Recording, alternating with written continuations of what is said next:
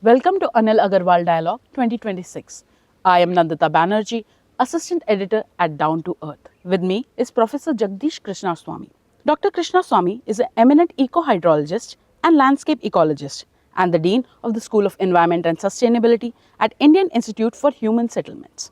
He is widely recognized for serving as a coordinating lead author for the IPCC Special Report on Land Degradation and Climate Change, and for his pivotal scientific role in securing the UNESCO World Heritage status for the Western Ghats.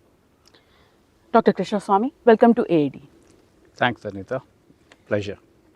Recent analyses warn of sharply rising heat stresses across India, including humid coastal winters and dangerously hot northern summers. Climate India 2025 report by Center for Science and Environment and Down to Earth found that extreme weather was reported nearly every day from January to September 2025. How prepared is India for these escalating climate risks? So, we have climate action plans at the state level and for cities as well.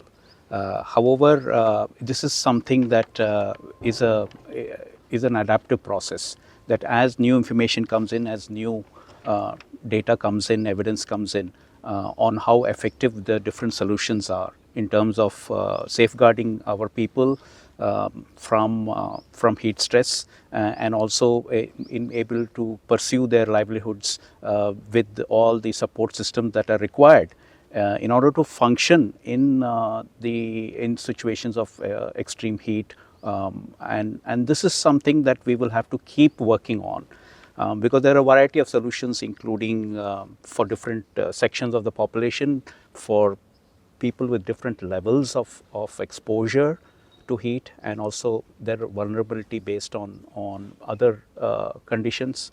And so this is something that we will have to continue to work on, and some progress has been made.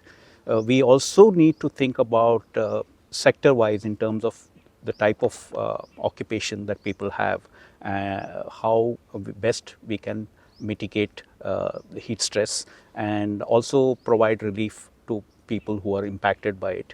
And we also need to think about slightly longer term solutions in terms of green and blue infrastructure and providing shade, shelter for people working. Like for example, in Hyderabad, there was all the folks who are working in the cab services. They now lobbied and they have been given a shelter so that when they are not driving in the heat of the day, they can actually find a shelter where there is which is cool and provides them with water and other services that will ensure that they can then continue to work in the rest of the day.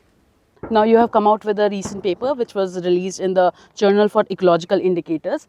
Your paper has revealed a critical gap. Nature-based solutions or NBS projects across Global South rarely include baseline biodiversity assessments or pre and post implementation monitoring. You note that many projects feature exotic species despite NBS being refined by native biodiversity.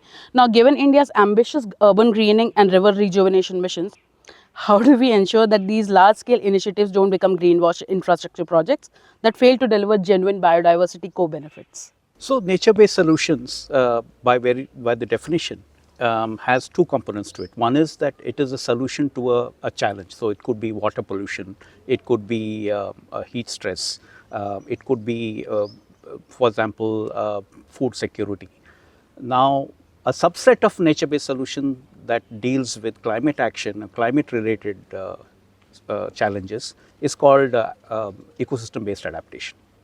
And so one of the key things that we have to think about that emerged from our review of studies on nature-based solutions is that the baseline evidence and information on what was there at the site or before the project was initiated, and how what were the outcomes of the intervention, the nature-based solution, and at what scale they were operating.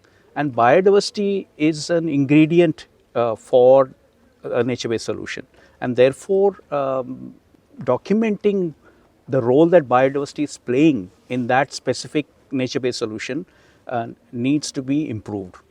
So I think this is time for us to look at nature-based solutions in a very comprehensive manner, in which biodiversity plays a central role, and also that the solution that is being implemented, that also emerges in the way we collect our data and information. So we need to document that, so that that we can then replicate it at a larger scale. As far as river rejuvenation is concerned, I think that we need to move away from riverfront development and actually make it look at rivers as functioning ecosystems. And so many of the riverfront projects that are being implemented, where a lot of concretization of the river banks and infrastructure in the floodplain, I think we need to take a relook at that, and I think there is a good opportunity for us to actually have rejuvenated rivers even in urban areas, which will provide a lot of benefits to citizens without tampering with the ecological functioning of a free-flowing river. As far as green spaces are concerned, we need to look at how many native species are part of that, whether the native species, whether it's flora or fauna, is able to complete its life cycle within the nature-based solution site. Let's now talk about Western Ghats, and you played a huge role in its nomination in the UNESCO World Heritage. Now, climate change is an undeniable threat. How do we adapt our conservation strategies, conservation planning in such biodiversity hotspots such as Western Ghats? Are our protected area networks in their current form going to be sufficient in a warming world? So, one of the things that has been happening in the Western Ghats is that since the 1950s, we have seen a decrease in the rainfall especially in the southern part of the Western Ghats.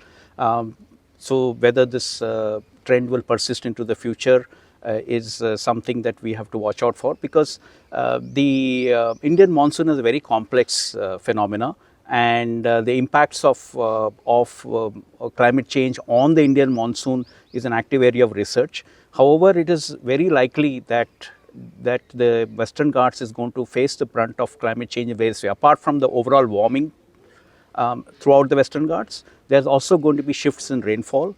So in the last few decades, we have seen that the northern part of the Western Ghats is getting a little wetter, and the southern part has actually become drier. And we know that a lot of the endemic species and the plant species richness, the hotspots are in the southern part of the Western Ghats. So this is something that we have to think about. We have to look at various scenarios of the future climate, because the Arabian Sea is also warming. There might be more cyclonic storms emerging from the Arabian Sea in the future. Already the east coast of India has got cyclonic activity from the Bay of Bengal, but the Arabian Sea is also going to become a source of cyclonic activity.